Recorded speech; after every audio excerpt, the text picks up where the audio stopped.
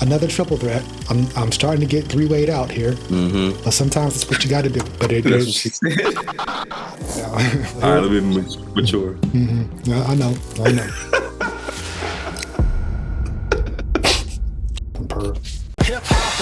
Hip hop and wrestling. How you doing? My name is VSOP. Stephen Gold, what's good, beautiful people? Stephen Gold. What a weekend full of wrestling. If you were to count SmackDown, about 5 different wrestling shows between SmackDown, AEW All In, NXT Great American Bash, WWE Evolution, and Saturday. Here we go again. Only 3 matches for Saturday night main event. Why can I not say the word Saturday? Saturday night's main event. And then Raw. So that's 6 shows total in just 4 days. A lot of wrestling to watch. Wasn't able to watch all of it, but what I did watch was pretty cool. So what shows did you see all of this weekend? Definitely Saturday night's main event and Evolution. All right. And of course, Monday Night Raw. Saturday night's main event. What did you think about that? I enjoyed it. All right. I enjoyed it, man. It definitely did what it was supposed to do. We know it's kind of like... it's a special presentation of kind of like, I don't want to say filler matches because I don't want to like downplay it, but it was a good show. It was a good joint. Not to be a PLE, you know what I'm saying? They did their thing. Yeah. They've been cool. They definitely have a different feel than what we see on TV. It's like PLE light. It's kind of like a Monday Night Raw for Saturday. That's, to me, the best metaphor. You know what I'm saying? It's some cool matches, but it's nothing like, wow.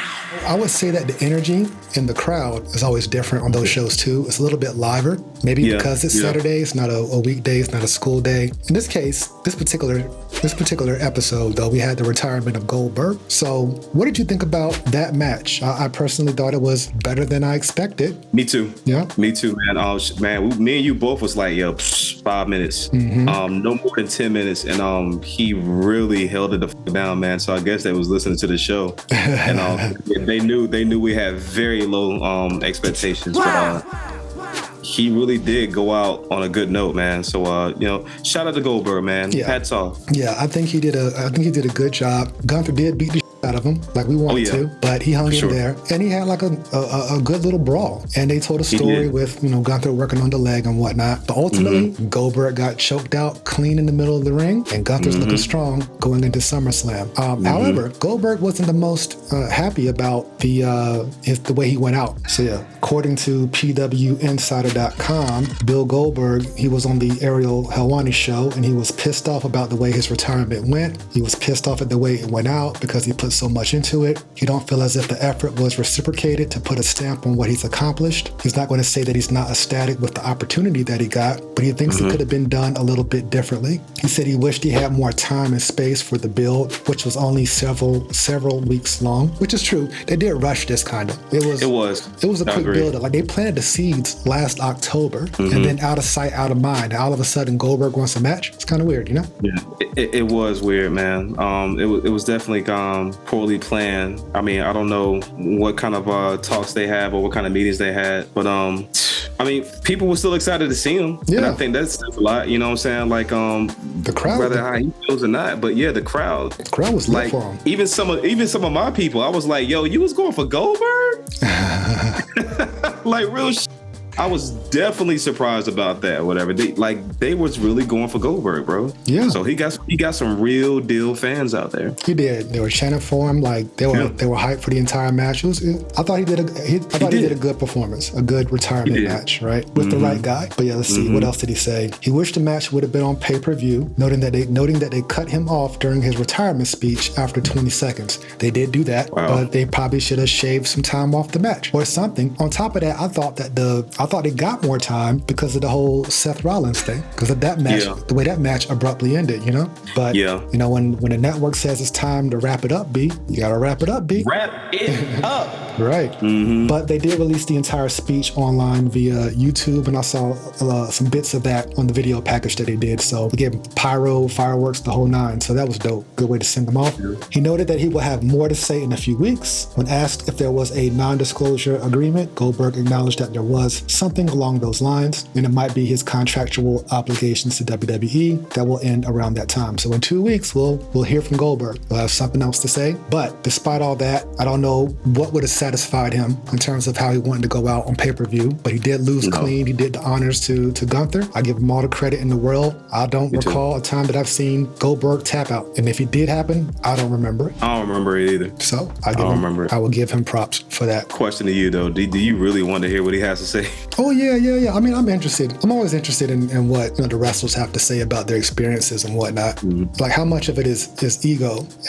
Was he really treated as bad? Right. Was he treated bad, or did he just not get what he wanted? Yeah. I mean, you were already in a retirement match for a world title on top of that. Yeah. I mean, what more do you want? You know what I'm saying? Like the person, I ain't gonna put her out there like that was going for Goldberg. She was like, she feels like WCW, like, fucked them over. You know what I'm saying? Like with the whole NWO thing or whatever. Like when he lost to Nash, and then it just became so like cheesy after that. So she felt like, just put a bad taste in his mouth ever since that, the wrestling business. I don't know what his picture was of how he wanted to go out, but so maybe he just still got PTSD from that situation. Man, I don't know. They had that incredible undefeated streak, right? I know, it was like 100-0, right? Something crazy, something like that. I think it was more than that. By the time he had beat Raven for the U.S. title, I believe he was already at 75, and then he beat Hogan in the Georgia Dome, out of all places. Mm-hmm. Like, dude, gets no bigger than that. Yeah, come on, man. But then Ben got kind of weird, right? He lost to Kevin Nash at Starrcade. Yeah. Scott Hall came hit him with the cattle prod. Yeah. That's the weirdest shenanigans I've ever seen in a match. Could definitely be that. I remember that because Scott Hall jumped off of the ring and he had his collar popped to some. Right. So then Goldberg got put up in a powerbomb, and it was a wrap. Mm-hmm. It was a wrap, and he lost. And then Hogan won from Nash with a finger poke or something. The finger poke of doom. A week later, it was either a week or 2 weeks later, and even that story was stupid because that was back. It was either at the Georgia Dome or it was at the Superdome, but it was a dome show, and they had held Goldberg at the police station or something like that, aggravated stalking or something like that. So here comes Nash versus Hogan. Hogan does the poke, and now at that point, the WCW lead, the 58 weeks or however many weeks. I think, matter of fact, no, it was longer than that. I think it was like 83 weeks. Long ass time. Because Eric Bischoff named his podcast after that. So it was over 80 weeks, but that's when the decline started to go down. And then they didn't do right with Goldberg. Now keep in mind, Goldberg was getting injured. Goldberg had the thing with Bret Hart. Mm-hmm. Right, the Bret Hart thing happened. Granted, that was later, but it still happened. When we get to the 2000s, Goldberg, they're starting to do these shoot promos where they're trying to peel back the curtain a little bit, where Goldberg doesn't want to take Hall and Nash's maneuver. Matter of fact, Goldberg turned heel in the 2000s. That was a terrible time in WCW. I don't know if you remember it, but that last year, 2000, going into early 2001, when they went out of business, horrible television. I can't even remember him going heel. I have to go back and look. Yeah, he went heel for a little while, but they were just trying to throw whatever to the wall to see if it would stick. But that lightning in a bottle that they had in the original streak, that time from 1998 Goldberg, that was probably the best they could get out of it. And then when WCW was purchased by WWE, he didn't come over right away. He should have, and had he, that would have made that invasion storyline so much better. None of the top stars came over during that purchase. It was Diamond Dallas Page and Booker T. Shout out to them. I appreciate them. It was Benoit, Eddie Guerrero, and Dean Malenko too. Remember? No, that was before the purchase. The Radicals came in 2000. The Radicals came February 2000. They were there before WrestleMania because Benoit wrestled on that WrestleMania against Jericho and Kurt Angle. So Malenko, Benoit, Perry Saturn, and Eddie Guerrero, they left WCW on their own. WCW got purchased by WWE March 2001 before WrestleMania, and that's when Booker and Diamond's that's when Booker and Diamond came. Buff Bagwell came. What was the name of that young group with Mike? What was that guy's name? Chuck Palumbo and Sean O'Hare. The Natural Born Thrillers. Those guys came over. Who else came over? Lance Storm. But who didn't come was Kevin Nash, Hulk Hogan, Scott Hall, Sting, Lex Luger, Goldberg, Sid Vicious. Hell, Ric Flair didn't even come over. Mm-hmm. All the top talent, Scott Steiner, all the top guys, they still had contracts with Warner, Time Warner, whoever owned owned WCW at the time, they were getting paid through that media company. They weren't ready to accept buyouts to come on over. But had they came over, business probably would have shot through the damn roof, because when all those people finally did come over, and they did eventually, when they finally did come over, it was like they found things to do with them, but what could have been just the ultimate invasion angle, WCW versus WWE, just didn't get off the ground. And it was a piss poor job. Probably one of the worst fumbles ever in professional wrestling was that. Yeah. But back to Goldberg. Had Goldberg came over during that time when things were fresh, who knows what things could have been. We will never know. We have no idea. Because when he finally did come, it was 2003, and he went straight to beating The Rock. And then he had that year. He was there just for 1 year, and then he finally had that match with Brock Lesnar at the 2004 WrestleMania. That shit got booed out the building because the fans knew that he was leaving, and they knew that Brock Lesnar was leaving. Then he leaves and doesn't come back for damn near a decade, and then jumps straight into the title mix. It's like his career was too stop-start. No consistency. That's the key word. No consistency from Goldberg. So and every time he came in, he was in a title picture, which is so crazy. So it's like, what do you have to complain about, bro? Right. Honestly. You jump the entire list. You just come in and say, I'm next, and you're thrusted into the title. That's worse than Cena. Yeah. You know? But at least Cena came back and you know, had some matches and earned the title. You know what I'm saying? Like, he came back and like put in work. Right. But we'll have to do an episode on Goldberg's career. I'm gonna look up some data on just, you know, his biggest feuds and things of that nature. I still appreciate him. I still cannot deny the impact that he made and his relevance on the wrestling industry. Hall of Famer, no doubt in my mind. But career wasn't, you know, you went out way better than most people do. Yeah, shout out to him, man. But I said before, I said again, I've never been a big Goldberg fan. I'm just I hear you. Sorry, shout out to you, man. Thank you for your service. Thank you. I appreciate you. That's the only topic of Gunther. I'm going to bounce around a little bit because I told you this was going to happen, and I think that's what's going to happen at SummerSlam. I think it's going to be CM Punk versus Gunther for that World Heavyweight Championship. And here we are. Punk is going to be in the main event of one of the nights at SummerSlam going against the Ring General, Gunther. And Gunther looks very happy and very pleased with the person he's getting ready to destroy. Now, we only have 2.5 weeks of building time here. 2 episodes of Raw, and that's about it. But this match should be good. Won't complain about the match. I can't wait to see the face-off between these two cocky-ass, arrogant Gunther looking at an older CM Punk and talking equally as much, if not more, to CM Punk than he did to Goldberg. Yeah. That should be good. And I believe I told you this, that I think CM Punk is the underdog in this particular feud. However, for sure. Yeah, I agree. With just 2 more episodes of Raw to watch, unless they're going to cross-pollinate on SmackDown, this feels kind of rushed too. It's just too many damn shows. But what do you think? I think it feels rushed too. I think the Seth thing kind of like threw everything off. I really think, because he's really hurt, right? That's what they say. We'll talk about that. Okay, yeah, well, not to skip and fast forward, but yeah, it does feel rushed. And I kind of thought that was going to happen too. I was like, man, it's even though Punk just lost, is they going to give him another title shot? And I kind of felt it was going to happen, but I was like, man, Breaker might just win this shit or whatever. But then when Punk won, I was like, oh shit, they're gonna do it. You know what I'm saying? Like, so that was definitely unexpected. So shout out to them for like switching the game up and like keeping us on our toes, like, and thinking that we're right and we get proven wrong. But I don't see Punk winning. I want him to win. You know what I'm saying? I think it'd be super cool to see Punk hold that title and win it at SummerSlam. But I don't see that happening. They do that, I would be excited and I would be surprised, but I think something's gonna happen to it's gonna be some kind of shenanigans. I don't think it's gonna be like a clean win for Gunther. Well, if Seth is nowhere to be found around SummerSlam time, I'm probably going to predict, and we'll do our prediction show right before, but I think CM Punk might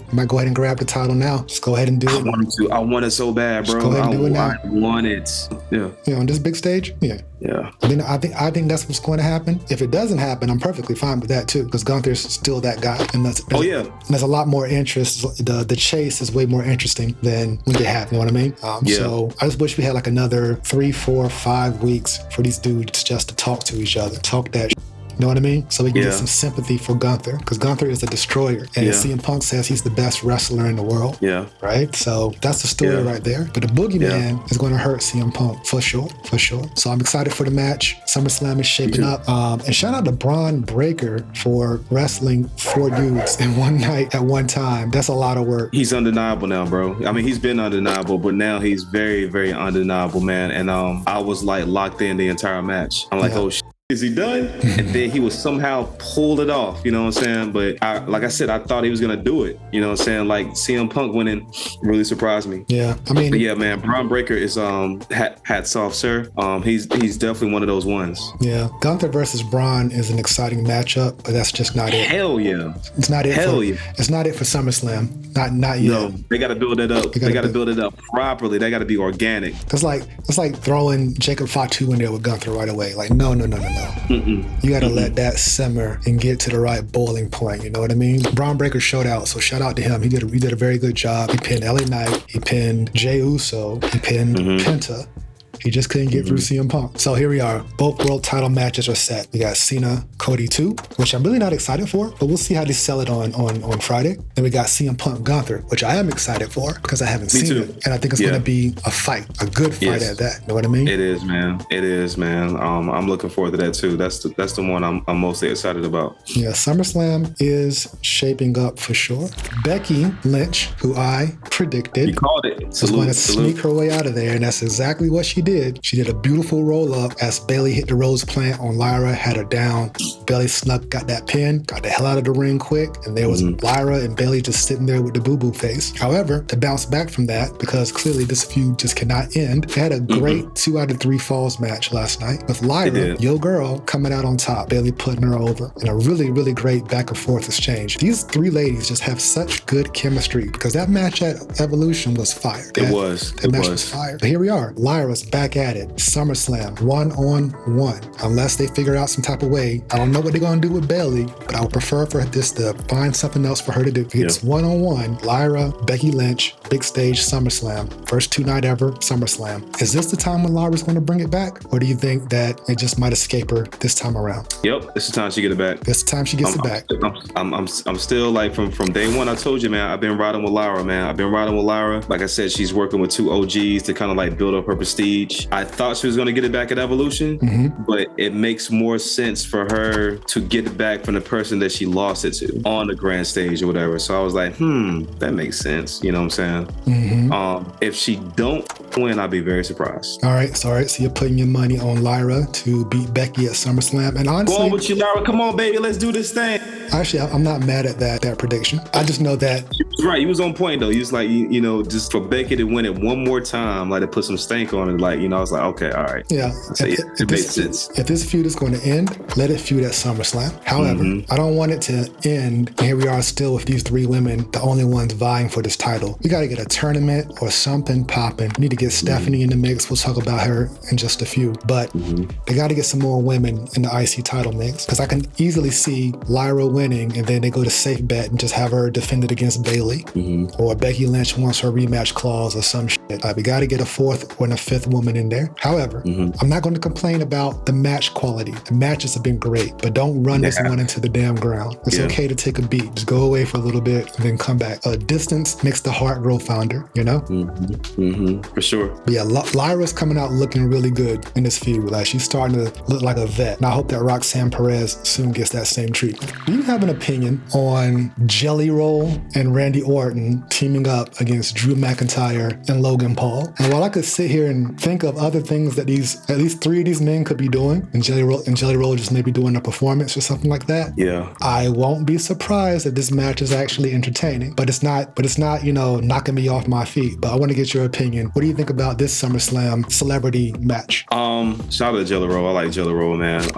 I just think he just is a fan and he wanted to be a part of something that was cool, man. And they worked out their business and said, all right, this is what I want. And then Jelly Roll said, all right, well, cool. This is what I want. And it's just a collaborative investment, you know what I'm saying? And I'm sure like after this is over, Jelly Roll might have some like collaborative like t-shirts or something, just like, Tyrese Halliburton, just like Travis Scott. It's at the end of the day, it's a business. But at the same time, like, these people that are collaborating with it, they're actually fans too. So I'm not knocking it, man. I think it's cool, man.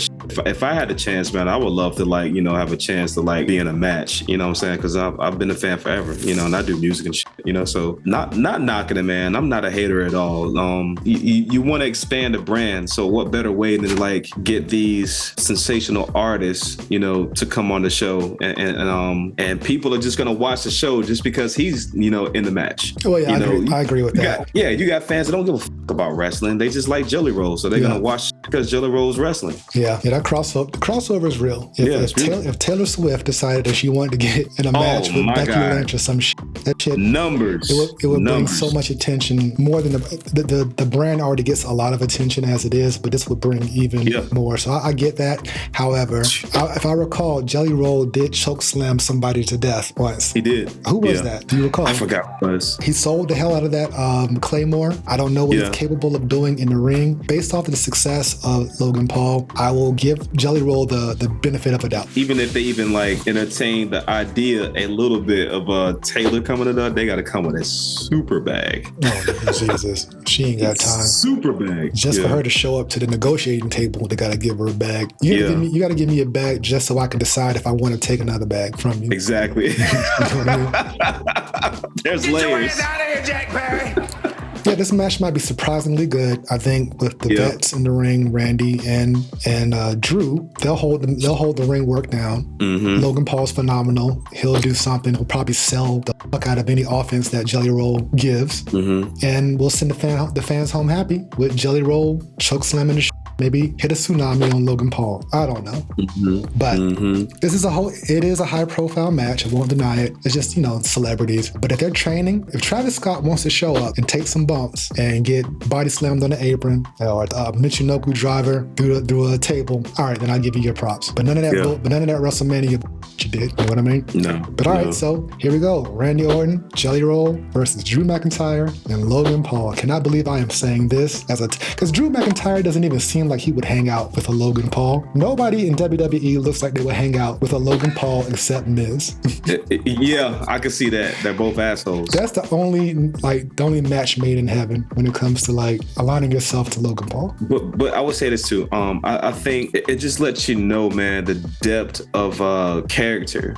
People's like Miz and Logan Paul, man. They're so good at what they do that make you hate them. Yes, they have a gift. Yes, man, and it's natural. But if you watch like their podcasts or you see them on like interviews and stuff, man, they seem like they're super cool. Oh yeah, they're super cool. But they're just good at what they do, man. Yeah. Like if they can make you be annoyed in their characters, like all right, you're doing what you need to do. Absolutely. Heel 101, future world champion Logan Paul. We called that. I don't know if it's going to be this year, but he's probably going to win that Saudi Arabia Royal Rumble. That's my prediction. That was my prediction too. We agreed on that, remember? We agreed on that, yeah. Yep. But all right, so we'll see what happens. We'll see what happens with Jelly Roll. I'll give it the benefit of a doubt. So at Evolution, this was a huge, but very, very pleasant surprise. And typically I would have got mad when a match the caliber of Io versus Rhea, because that was a classic they put on to have some shenanigans. But those shenanigans worked in the form of a cash-in. These cash-ins, they always work. Naomi said it on Raw. Y'all thought I was going to cash in on Jade or Tiffany. Nope, anybody can get it. And there we go. After losing her match with Jade, that was a decent match. But she came back, bandaged up, nose cut up, cashed that bad boy in, got the pin. Here we are. Naomi is the new Women's World Champion. Shout out to her. Yes, man. Congratulations, Naomi. We love you, Naomi. She's been on fire ever since she threw Jade into a car windshield. And here we are. I don't know if exactly I said it, man. I just had the feeling, she had another run on the way. I didn't know when. Yeah, you did call that. It just felt like I said, it was just like little buildups, man. I was like, she's about to get that title again, bro. I don't know when, but she's about to. I don't know which one, but I was definitely surprised, man. When that theme music, I was like, oh shit. She's about to do it. Right. She's about to do it. And you get chills. Like I'm getting chills talking about it right now, man. But damn, bro, so excited for her, man. I love Naomi, man. I think Naomi is so beautiful, like performance-wise, character-wise. I think it's cool. Like she showed depth, like being a heel, and she's good at it. You know what I'm saying? Like she's good at it, man. And I remember I was watching an interview with her after when she won Money in the Bank or whatever, and the fans started cheering for her, saying you deserve it, and you could tell she got emotional a little bit, but then she went back in the character like, nah, I don't want to hear that. But you could tell she appreciated that shit, man. Of course. You could tell. Yeah, because anybody, man, because damn, she was in TNA for a while, right? Yeah, and for a few years. And then she finally came back to WWE, man.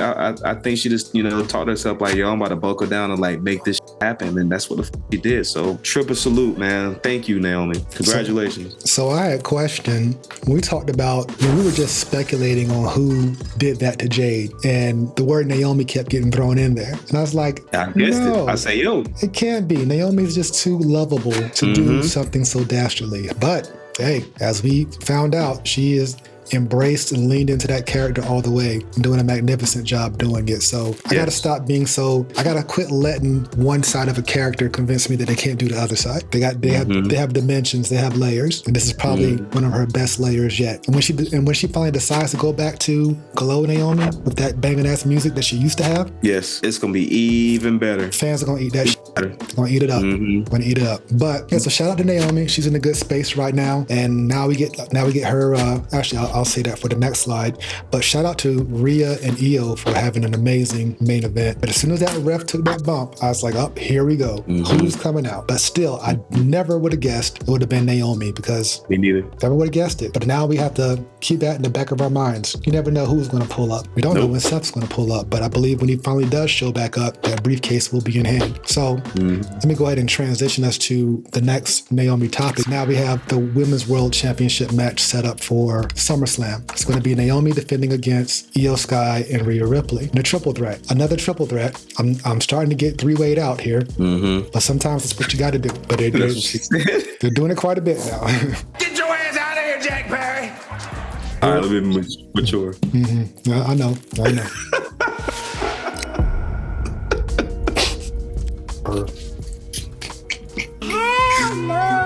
Hard to get three-wayed out now. So Rhea made a great point last night in her promo. It's like, hey, I still have not beaten Io one-on-one, and I still haven't got my championship back, and you stopped me from doing both of those. So I thought that was good. Some genuine heat right there for Naomi. Io and Rhea stole the show. Naomi came in there and stole the title, and now we're going into SummerSlam. That match should be pretty great, and I'm going to predict that Naomi's going to walk out with that belt to continue to keep Rhea pissed off and frustrated. But it might be a different outcome. Do you see this as a lengthy title reign or a transition period? What are you feeling? I think Naomi's gonna walk out with it too. Man, like when she came out last night, that pop was crazy. Yeah. Like even as a heel. So that says everything, right? That tells you everything, you know what I'm saying? I think she's going to hold on to that title for a little bit. Maybe not a long time, but I would say maybe to the end of the year. I think she got to see Jade and Bianca again. They're going to save that. Or even if it's like, I don't know if she's going to hold on until WrestleMania, but I think it's going to be between them three. They're going to have that belt between Naomi, her, and Bianca. They're going to be in the main event, and I think that might be like a setup for like, oh man, for the first time in history, two African-American women wrestlers for the championship at WrestleMania. You know what I'm saying? I think it's going to be something like that, man. Is that the first time? Didn't Bianca and Sasha Banks main event? They did, yeah. It wouldn't be the first time. Oh, okay, slash that. Oh, damn. So it's super up in the air. That was my idea, you know? Yeah, it sounds great. And of course, a title feud, Bianca chasing the title that Naomi has. When Naomi called out Bianca, said, hey, I outgrew you. That was a call out, right? So Bianca might come after her. And in between that, it's going to be like her and Jade, both going for that title, and they're going to like feud. Yeah, exactly. Depending on what happens with Jade and Tiffany. But now that Naomi's out the way of ruining that match, that Jade versus Tiffany match is going to be just a straight up shoot to fade. And we'll talk about that probably when we get closer to the prediction show. I kind of want to see how they sell this on the next few episodes of SmackDown. You know what I mean? Yeah, good call. Yeah. But this particular match, we agree that Naomi is going to walk out of SummerSlam still the world champion, and then we'll figure out where Io and Rhea go from there, because I think they're going to put more emphasis in Rhea's goal to finally beat Io, possibly more than having that title. And then of course, when Liv comes back, who knows? But another reason, actually, let me move on to the next segment. Another reason why I think Naomi is going to walk out of SummerSlam with the title is because we're going to need a heel to go against Stephanie Valquers at Clash at Paris, which Stephanie won the Battle Royal, and now she got that title shot to whoever is the world champion after SummerSlam. I'm looking forward to that as well, because looking at Stephanie against Naomi, I'm fine with it. With Io, I'm fine with it. With Rhea, I'm fine with it. In each instance, that match should probably be amazing. And Stephanie is so hot right now and so loved right now, it'll probably be better for her to go against a Naomi to have a heel versus face off versus some more babyface versus babyface matches. But what are your thoughts? Same thing. And shout out to Stephanie, man. Like we both predicted that. We said that was going to happen. Made the most sense. Yeah, it did. And I can't wait to see who she goes like against at Clash of Paris, man. You definitely want to keep it classic, heel versus babyface. But I think when it becomes too consistent and redundant, that's when they try to surprise us, i.e. the New Day versus Judgment Day. So they're trying to keep us on our toes, man, which is that's very fun, and I appreciate them doing that. You want to like keep throwing us off. When it becomes too predictable, it's not entertaining no more. It's like, we've seen this before. Yeah, exactly. Just like you said with the triple threats all the time. It's just like, all right, let's cool. Let's something else, man. Let's lay off the triple threats. Let's lay off the four ways. Let's get back into some one-on-ones. Figure out some compelling stories for other people within their respective brands. Also, keep in mind that Paris, just like all the other shows they've done overseas, is a special type of crowd. So they're going to be extra lit for whoever is in there. They're going to make a lot of noise and be obnoxious on every 2 count. But that's okay. That's what they do. Oh, and when AJ Styles comes out there, they're going to be even more obnoxious. Whatever song they were singing last year when they kept doing that dumb shit. Stephanie will get this title shot. I don't know if they're going to put the rocket on her. No. They could if they wanted to. But if anything, maybe she'll be better off in that IC feud and getting in the IC mix. World title is like on the menu for Stephanie Valquers. Just right now, you got some other folks. There's still a line. There's still a pecking order. Yeah.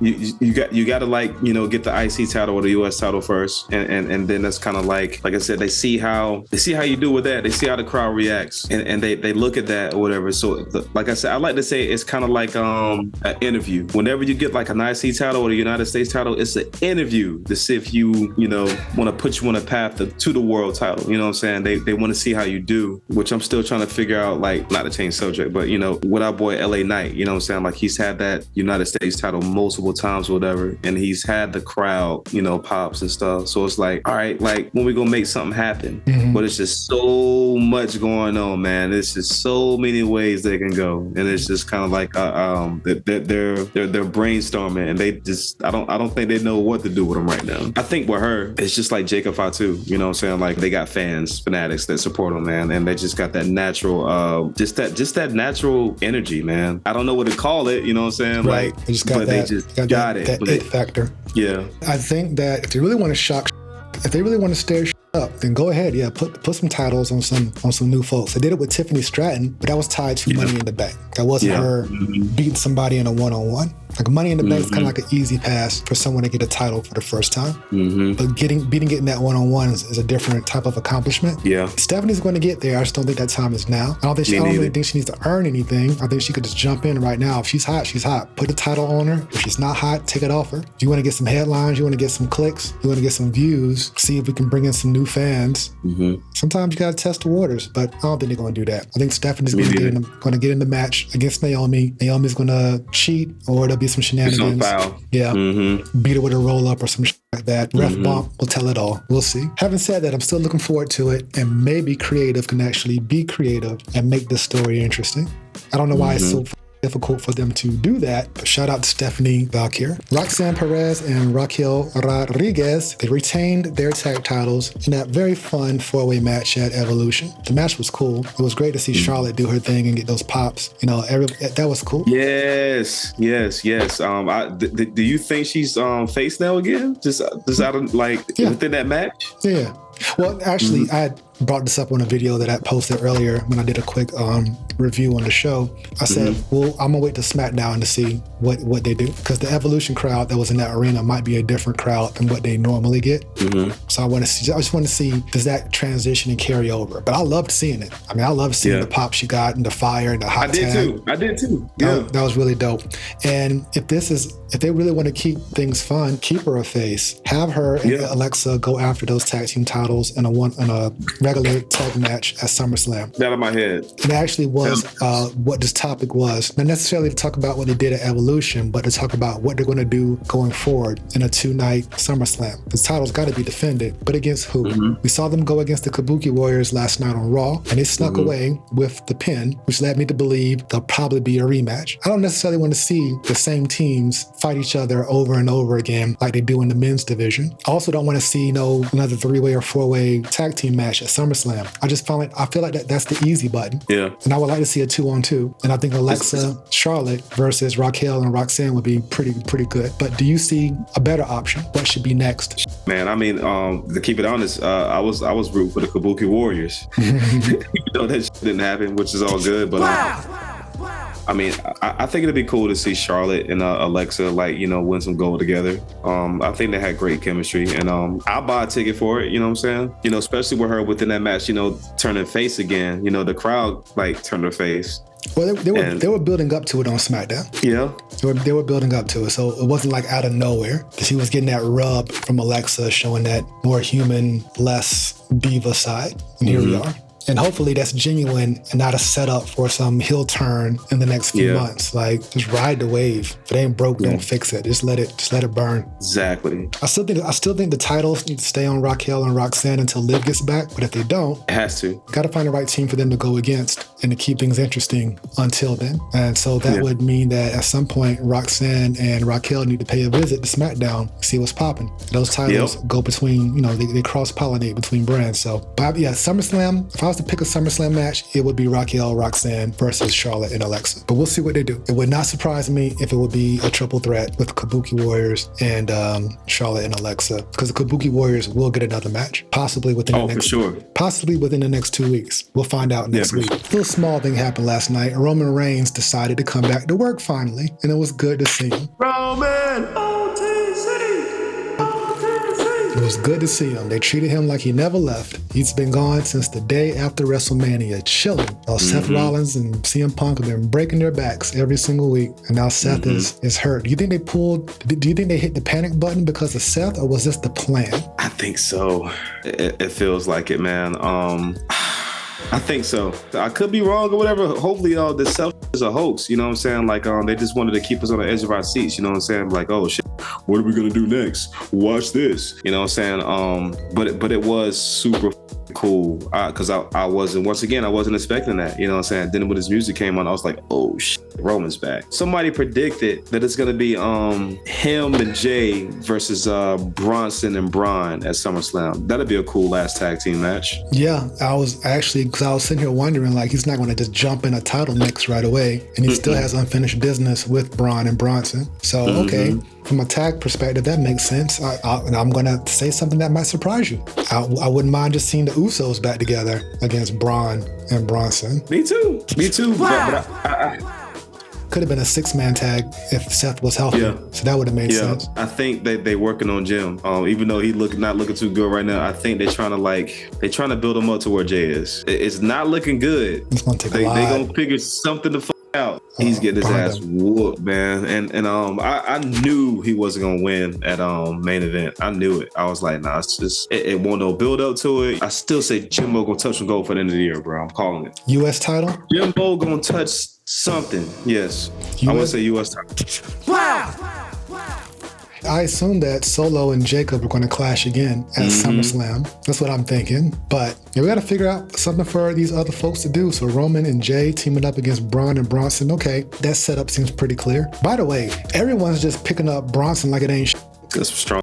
Roman got him up in a Samoan drop with ease. Yeah, those were strong, bro. Yeah. So Roman's back for how long? I have no idea. He has the most special schedule in the world. But right now, Seth is gone, so we need somebody to hold it down. In regard to the Seth thing, I don't know why there's a debate on whether it's a work or if it's real. Where we watch a sport where people sell body parts just to tell a story in the match. Yeah. I don't think that a talent on his caliber, with his work ethic, with his track record, would want a match to end abruptly like that. Even then, he was like, you know what, let me just get back on my feet so we can end this match. Yeah, I think that's exactly what it was. I think he was supposed to win that match. I think when that happened, it was like, oh, we gotta... Right, they had to pivot. Yeah, and that's what happened. But I really think Seth was supposed to win that match. I rewound it plenty of times, because before he did the first springboard senton, it looked like he had to take a deep breath before he did that jump. Then he did the senton, then went to go do the springboard moonsault, and then landed on his feet. And Stevie you could tell, like, as soon as he landed, he was like, oh, shit.